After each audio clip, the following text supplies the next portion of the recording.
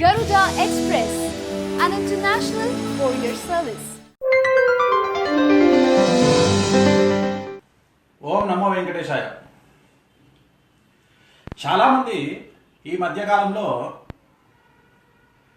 మొత్తం ప్రపంచవ్యాప్తంగా సెన్సేషన్ అయినటువంటి బాహుబలి సినిమా దర్శకుడు శ్రీశైల రాజమౌళి ఎస్ఎస్ రాజమౌళి గురించి జాతకం అడుగుతా ఉన్నారు. సార్ జాతకం పెట్టండి రాజమౌళి గారిది అని. సరే, నేను కూడా చాలా రోజుల నుండి పెడదాం అని అనుకుంటున్నా. కాకపోతే కొద్దిగా క్లారిటీ తీసుకున్న తర్వాత, అంటే డేట్ ఆఫ్ బర్త్కి సంబంధించిన వివరాలన్నీ సేకరించిన తర్వాత పెడదామని ఆగడం జరిగింది. సరే, దాన్ని బేస్ చేసుకుని నేను ఇప్పుడు ఆయన జాతకాన్ని విశ్లేషణ చేద్దామనేటువంటి ఆలోచనలో ఉన్నాను. రాజమౌళి గారి ఫస్ట్ టీవీ సీరియల్ శాంతి నివాసానికి ముహూర్తం పెట్టింది నేను. నాకు పర్టికులర్ డేట్ గుర్తులేదు. జూబ్లీ హిల్స్లో 2000 సంవత్సరం, మేబీ 99 ఆర్ 2000, నాకు సరిగ్గా గుర్తులేదండి. శాంతి నివాసానికి ముహూర్తం పెట్టింది నేను, ఆయన టీవీ సీరియల్ డైరెక్టర్గా పనిచేస్తున్నప్పుడు. దాని తర్వాత సరే, స్టూడెంట్ నెంబర్ 1 అనే సినిమాతో ఇంకా ఆయన అరంగేట్రం, చలనచిత్ర అరంగేట్రం జరిగింది. ఇంకా అక్కడి నుండి ఆయన సినిమాల గురించి నేను చెప్పాల్సిన పని లేదు. రాజమౌళి గారి జాతక రీత్యా ఆయన నక్షత్రం వచ్చి పూర్వభాద్ర నక్షత్రం, 3వ పాదం, కుంభరాశి. ఇక్కడ జాతకరీత్యా పరిశీలించినట్లయితే మేషం, వృషభం, మిథునం, కర్కాటకం, సింహం, కన్యా, తులా లగ్నం అయింది. లగ్నంలో బుధుడు ఉన్నాడు. అంటే లగ్నంలో బుధుడు అనేటువంటి వాడు చలనచిత్ర పరిశ్రమకు సంబంధించి, శుక్రుడు కూడా ఉచ్చస్థానంలో, 2వ స్థానంలో శుక్రుడు, 3వ స్థానంలో రాహువు, 4వ స్థానంలో గురువు, 5వ స్థానంలో చంద్రుడు లగ్నాత్. 5వ స్థానం, 5వ స్థానం చంద్రుడు అనేటువంటి ఉన్న ఏదైతే ఉందో ఆ యోగ్యత అంటే మనసుకు సంబంధించి, మైండ్కు సంబంధించి చాలా గొప్ప నాలెడ్జ్ని ఇచ్చేవాడుగా ఉంటాడు. అంటే ఉదాహరణకి, అంటే ఒక సినిమా తీసినటువంటి సినిమాను ప్రమోషన్ చేయడంలో ఇంకా రాజమౌళి గారికి రిప్లేస్మెంట్ ఎక్కడ ఉండదు ఇండియా లెవెల్లో. అంటే తీసినటువంటి సినిమా అంత ఎక్కువగా ప్రమోట్ చేసుకుంటారు. ప్లస్ వాళ్ళకి వచ్చే పేరు కూడా, ఉదాహరణ ఒక 10 పైసల సినిమా తీస్తే ₹1 పేరు వస్తుంది. లగ్నాత్ జాతకరీత్యా లగ్నంలో బుధుడు అనేటువంటిది చాలా ఎక్కువగా మానసికంగా, అంటే మైండ్ పరంగా చాలా ఎక్కువగా వీళ్ళ తెలివితేటలు అనేటువంటివి పనిచేస్తాయి. తర్వాత వీళ్ళ జాతకంలో, మా రాజమౌళి గారి జాతకంలో మైండ్కి మనసుకి కోఆర్డినేషన్ అనేటువంటిది 100% పర్ఫెక్ట్గా ఉంటుంది. అంటే ఒక వే ఎన్నుకుంటే, ఒక మార్గాన్ని ఎన్నుకుంటే ఆ మార్గం 100% రీచ్ అవ్వాలి అనుకుంటే ఖచ్చితంగా 100% రీచ్ అవుతారు. ఒక గోల్ పెట్టుకుంటే ఆ గోల్ పర్ఫెక్ట్గా ఉంటుంది, ఇంకా తిరుగులేదు. ఇంకా అంటే చంద్రుడు అనేటువంటిది మనఃకారకుడు, మనసు. బుధుడు అనేటువంటిది మైండ్ కారకుడు, బుద్ధి కారకుడు. సో ఈ బుద్ధి, మనస్సు రెండు కోఆర్డినేషన్ వల్ల వేరే డైరెక్టర్లకు రానటువంటి పేరు రాజమౌళి గారికి వస్తుంది. ఇప్పుడు ఉదాహరణ, బాహుబలి అనే సినిమా వేరే డైరెక్టర్ తీస్తే ఇంత పేరు రాదు, బట్ రాజమౌళి గారు తీస్తే వస్తుంది. సై అనే సినిమా రాజమౌళి గారు తీశారు కాబట్టి పేరు వచ్చింది. విక్రమార్కుడు అనే సినిమా రాజమౌళి గారు తీశారు కాబట్టి పేరు వచ్చింది. అంటే ఇక్కడ ఒకటి గుర్తుపెట్టుకోవాల్సింది ఏంటంటే, ప్రతి సినిమాలో ఆయన పనితనం అనేటువంటి అనిపిస్తుంది. ఆ పనితనం అనేటువంటిది కూడా దాన్ని అంకిత భావము లేదా హార్డ్ వర్క్ అనొచ్చు మనం. అంటే వేరే డైరెక్టర్లు కూడా చేస్తారు, చేయరని నేను చెప్పట్లేదు. కానీ వేరే డైరెక్టర్లు, ఉదాహరణ ఒక సినిమా తీయడానికి వేరే పెద్ద డైరెక్టర్లు, తెలుగు సినిమా ఇండస్ట్రీ డైరెక్టర్లు తమ ఎఫర్ట్ను ఒక 50% పెడితే రూపాయికి, రాజమౌళి గారు 100% పెడతారు. అది ఆయన కావాలని పెట్టడం జరగదు. అక్కడ ఆయన కోఆర్డినేషన్, జాతకంలో ఉండేటువంటి బుధుడు చంద్రుడు కాంబినేషన్ అనేటువంటిది ఆయన యొక్క జాతకాన్ని ఆ విధంగా తీసుకెళ్తాయి. రెండవ పాయింట్, 2000 సంవత్సరంలో మే నెల 2వ తేదీన రాజమౌళి గారి జాతకంలో బుధ మహర్దశ ప్రారంభమైంది. ఎప్పుడైతే బుధ మహర్దశ ప్రారంభమైందో, లగ్నంలో బుధుడు ఉన్నాడో, తులాలగ్నం అయ్యిందో, బుధ మహర్దశ ప్రారంభమైనప్పటి నుండి ఇక రాజమౌళి గారి జీవితంలో ఒక టర్న్ తీసుకున్నటువంటి లైఫ్ అసలు ఎక్స్ట్రీమ్ లెవెల్కి వెళ్ళిపోయింది. ఇంకా ఎంత లెవెల్కి వెళ్ళిపోయింది అంటే, ఆయన సహజంగా రాజమౌళి గారు ఒక 100 మెట్లు ఎక్కాలి అంటే నాకు తెలిసి ఆ 100 మెట్లు ఎక్కడం జరిగిపోయింది. రీచ్ ఆల్రెడీ ఆ 100 మెట్లు ఎక్కడం జరిగింది. పురస్కారం కూడా, పద్మ పురస్కారం కూడా రావడం జరిగింది. ఆ లెవెల్కి రీచ్ అవ్వడం జరిగింది. మీరు సింపుల్ లాజిక్ ఎంతో మంది క్వశ్చన్ చేశారు పద్మ వచ్చినప్పుడు. ఎందుకంటే విశ్వనాథ్ గారు లేరా, రాఘవేంద్రరావు గారు లేరా, ఎంతమంది డైరెక్టర్ లేరు, ఈయనకు వచ్చింది అంటే అదే చెప్తున్నా నేను. జాతకంలో ఉండేటువంటి బలాల కారణంగా పద్మ పురస్కారం అంత తొందరగా రావడం జరిగింది. ఆ పురస్కారం కోసం ఎన్నో సంవత్సరాలు జీవితం వెయిట్ చేసిన వాళ్ళు ఉన్నారు. బట్ రాజమౌళి గారికి చాలా త్వరగా వచ్చింది. సో రాజమౌళి గారి జీవితంలో 2 భాగాలు ఉంటాయి. ఇది అండర్లైన్ చేసుకోండి. 2017 సంవత్సరానికి పూర్వం, 2024 సంవత్సరానికి తదనంతరం. ఏమండి మరి మధ్యలో 7 సంవత్సరాలు ఏమైంది అంటే రాజమౌళి గారి జాతకంలో టెస్టింగ్ పీరియడ్. ఎందుకు? రాజమౌళి గారిది కుంభరాశి. 2019 జూన్ నుండి ఏలినాటి శని ప్రారంభమవుతా ఉంది, 2వసారి ఏలినాటి శని. ఇంకొక విషయం ఏంటంటే రాబోయే మే 2వ తేదీ అంటే 2017 అంటే ఈ సంవత్సరం మే నెల 2వ తేదీ నుండి కేతు మహర్దశ ప్రారంభమవుతా ఉంది.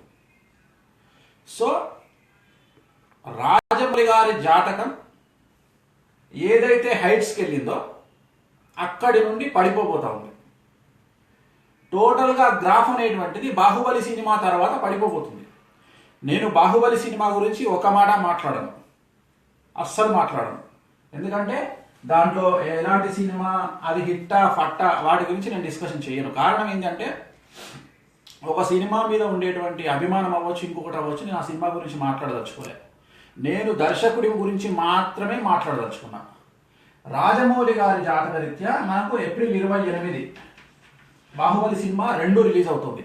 నేను ఎప్పుడో చెప్పాను 2017కు ముందు బాహుబలి 2 వచ్చేటువంటి అవకాశం లేదు అని. బాహుబలి సినిమా ఫస్ట్ ముహూర్తం పెట్టినప్పుడే చెప్పాను జాతకరీత్యా.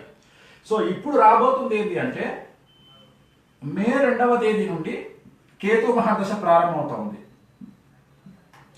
రాజమౌళి గారి లైఫ్ ఇలా స్టార్ట్ అయింది. ప్రజెంట్ ఇక్కడ ఉన్నారు ఇప్పుడు రాజమౌళి గారు. బాహుబలి అనే సినిమా ఇక్కడ 100 మీద ఉంది. సో కేతు మహాదశ ప్రారంభమవుతుంది, మే 2వ తేదీ ప్రారంభమవుతా ఉంది. ఎప్పుడైతే కేతు మహాదశ ప్రారంభమవుతా ఉందో అక్కడ నుండి గ్రాఫ్ పడిపోతుంది. పడిపోయి మీకు ఒక ఒక ఒక వ్యక్తి గురించి మాట్లాడతా. ఈ సందర్భంలో ఎందుకో నాకు డిస్కషన్ చేయాలనిపిస్తుంది. రామ్ గోపాల్ వర్మ అనేటువంటి ఒక విచిత్రమైన వ్యక్తి భూప్రపంచంలో ఉన్నాడు. ఆయన ఎంత పెద్ద డైరెక్టర్ అంటే అసలు తెలుగు సినిమా ఇండస్ట్రీకి మూల పురుషుడు ఎవరైనా ఉన్నారు అంటే రామ్ గోపాల్ వర్మ. ఎందుకు మాట్లాడుతా ఉన్నా ఈ మాట? అసలు జనాలకు సినిమా ఇండస్ట్రీ మీద ఒక రకమైన పిచ్చి ఏర్పడి, వ్యామోహం ఏర్పడి, సినిమా ఇండస్ట్రీలో దర్శకత్వం చేయాలనే కసి ఏర్పడడానికి కారణం రామ్ గోపాల్ వర్మ గారు. ఎందుకు చెప్తా ఉన్నా అంటే ప్రతి ఒక్క డైరెక్టర్ చివరి గోల్ ఏంది? చిరంజీవి గారితో సినిమా చేయాలి. టాప్ పొజిషన్లో ఉన్నారు కాబట్టి ప్రతి ఒక్క మనిషికి కోరిక ఏంది? రామ్ గోపాల్ వర్మ గారి లాగా మనం డైరెక్షన్ చేయాలి. ఎందుకంటే తెలుగు సినిమాను భారతదేశం లెవెల్కి తీసుకెళ్లి హిందీ సినిమాలో సత్య లాంటి సినిమాలు చేసి, శివ లాంటి సినిమా ఒక ట్రెండ్ సెట్టర్, శివకు ముందు శివ తర్వాత అని తెలుగు సినిమా చరిత్రను విభజిస్తారు. సో అంత రేంజ్కి తీసుకెళ్ళినటువంటి వ్యక్తి పొద్దున్న లేస్తే మీడియాకి ఒక ఐటమ్. ఎందుకు? Bat time. Simple logic. అసలు మీరు నమ్మరు, రామ్ గోపాల్ వర్మ అనే వ్యక్తిని తెలుగు ఛానళ్ళు పట్టుకోవాలి అంటే బాంబేలో తిరగలేక అలసిపోయేవి. ప్రజెంట్ సిచ్యువేషన్ ఏంది? 6 గంటలకు వచ్చాను, 7 గంటలకు వచ్చాను, 8 గంటలకు వచ్చాను, 9 గంటలకు వచ్చాను. అంటే ఎవరు కావాలని చెయ్యరు. రామ్ గోపాల్ వర్మ లాంటి గొప్ప వ్యక్తి ట్వీట్లు చూస్తే ఆయనకు అవసరమా అనిపిస్తుంది. ఆయనకు అవసరమా? 6 గంటల నుండి రాత్రి 7 గంటలు కూర్చుంటే ఇంకా ట్వీట్ల మీద ట్వీట్లు పెట్టుకుంటూ వెళ్ళిపోతానే ఉంటాడు. అంటే ఆయన గ్రాఫ్ ఎక్కడుందండి? రామ్ గోపాల్ వర్మ గారి గ్రాఫ్. ఆయన ఇంత నీచానికి పడిపోతారు జాతకంలో అని ఎవరన్నా చేస్తారా? ఎవరు కావాలని పిచ్చి పనులు చేయరు. వ్యక్తిగతంగా నెత్తిలో ఉండే గ్రహాలు ఆ విధంగా చేయిస్తాయి. ఆయన 5D కెమెరా పట్టుకొని ఒక సినిమా తీసిన, అది టెక్నాలజీ పరంగా లేదు, చిన్న వాళ్ళని పెట్టి వేరే సినిమా చేసిన, ఏ సినిమాలు చేసినా కావాలని చేయరండి. నెత్తిలో ఉండే గ్రహాలు రాహు గ్రహం కావచ్చు, కేతు గ్రహం కావచ్చు, లేదా శని గ్రహం కావచ్చు, వాళ్ళను ఆ విధంగా ప్రోత్సహిస్తాయి ముందుకు వెళ్ళమని. అయ్యా రామ్ గోపాల్ వర్మ గారు ఈ సినిమా తీయండి, అయ్యా రామ్ గోపాల్ వర్మ గారు ఈ సినిమా తీయండి అని చెప్పి టెంప్ట్ చేస్తాయి వాళ్ళని. ఐస్ క్రీమ్ సినిమా ఏమండి? Ram Gopal Varma ice cream cinema. ఒకసారి ఆలోచించండి మీరు. అంటే ఎంత దిగజారిపోతా ఉంది జాతకం అనేటువంటిది నేను మెన్షన్ చేస్తా ఉన్నా. సో దాంట్లో భాగంగా రామ్ గోపాల్ వర్మ గారి జాతకాన్ని ఇంచుమించుగా రాజమౌళి గారి జాతకంతో మనం కంపేర్ చేయొచ్చు. ఎందుకంటే ఆయన ఎంత హైట్స్కి తీసుకెళ్లాడో తెలుగు సినిమాని ఈయన అంతే హైట్స్కి తీసుకెళ్లారు. సో ఈయన గ్రాఫ్లో కూడా రాజమౌళి గారి గ్రాఫ్లో కూడా రాబోయే కాలంలో పూర్తి స్థాయిలో గ్రాఫ్ పడిపోబోతా ఉంది, అంటే కిందికి రాబోతాం. కేతు మహాదశ ప్రారంభమైనప్పుడు రాజమౌళి గారి జాతకంలో చాలా కిందికి పడిపోతా ఉంది. అండ్ 2019 జూన్ నుండి ఏలినాటి శని రెండవసారి ప్రారంభం అవుతా ఉంది, కాబట్టి చాలా కష్టంగా ఉంటుంది. సో నేను ఓవరాల్గా చెప్పదలుచుకున్న పాయింట్ ఏంటంటే రాజమౌళి గారి జాతకంలో గోల్డెన్ పీరియడ్స్ 2 ఉన్నాయండి. ఒకటి 2000 సంవత్సరం నుండి 2017, రెండవది 2024 నుండి టిల్ ఎండ్. అంటే ఇంకా చివరి వరకు ఆయన వృద్ధాప్యంలోకి వెళ్ళే వరకు కూడా ఇంకా ఆయన తిరుగులేదు ఇంకా ఆయన జాతకంలో. బట్ 2017 నుండి 7 సంవత్సరాలు మాత్రం భయంకరమైనటువంటి టార్చర్లోకి, భయంకరమైనటువంటి ఒక సిచ్యువేషన్లోకి రాజమౌళి గారు నెట్టబడతా ఉన్నారు జాతకరీత్యా. సో 2017 నుండి 24 సంవత్సరం ఎండింగ్ వరకు మాత్రం రాజమౌళి గారి జాతకంలో చాలా కష్టాలు ఉంటాయి. ఆయన తీయబోయేటువంటి సినిమాల విషయంలో కష్టాలు ఉంటాయి, స్టార్ల విషయంలో కష్టాలు ఉంటాయి. ఆయన సంపాదించుకున్నటువంటి పేరు చెడిపోయే అవకాశం ఉంటుంది. ఎంత గ్రాఫ్ అయితే పైకి వెళ్ళిందో అంత మైనస్లోకి వచ్చే అవకాశం ఉంటుంది. సో ఈ రోజు ఈ స్టేజ్లో ఉంటగా చెప్పడమే గొప్పతనం. రాజమౌళి గారికి బ్యాక్ టైం స్టార్ట్ అయింది నేను చెప్పాను అనుకుంటే నువ్వేంద్ర చెప్పేది అంటారు. కానీ ఈ రోజు పరిస్థితి ఏంటి, అసలు రాజమౌళి గారు ఆకాశంలో ఉన్నారు. సో అందుకని ఆకాశంలో ఉన్న వ్యక్తి భూమి మీదకి దిగుతారు అని చెప్పడం నా ఉద్దేశము. జాతకాలకు ఎవ్వరూ అతీతులు కాదు. ఏలినాటి శని రెండవసారి వచ్చినప్పుడు ఎవ్వరూ అతీతులు కాదు. కుండలి పరంగా చూస్తే బాగానే ఉంది, లగ్నంలో బుధుడు ఉన్నాడు కాబట్టి ఇన్ని రోజులు నడిపించారు. కేతు ఎంటర్ అయిన తర్వాత మాత్రం రాజమౌళి గారికి సమస్యలు రాబోతా ఉన్నాయి. ఖచ్చితంగా నేను సినిమా గురించి మాట్లాడలేదు, మళ్ళీ సినిమా లింక్ పెట్టి బాహుబలి పోతుంది అని నేను మాట్లాడాను, మళ్ళీ మీరు ప్రచారం చేయకండి. నేను బాహుబలి గురించి మాట్లాడతలేను, అసలు బాహుబలి టాపికే లేదు దీంట్లో. రాజమౌళి గారి జాతకాన్ని మాత్రమే విశ్లేషిస్తా ఉన్నా. రాజమౌళి గారి జాతకరీత్యా రాబోయే కాలం గడ్డు కాలము 2019 నుండి మరీ గడ్డు కాలంగా నేను చెప్పదలుచుకున్నాను. ఓం నమో వెంకటేశాయ. హాయ్ యోయో వ్యూవర్స్, సబ్స్క్రైబ్ చేసేటప్పుడు అక్కడ ఉండే గంట సింబల్ ను ప్రెస్ చేయడం మర్చిపోవద్దు.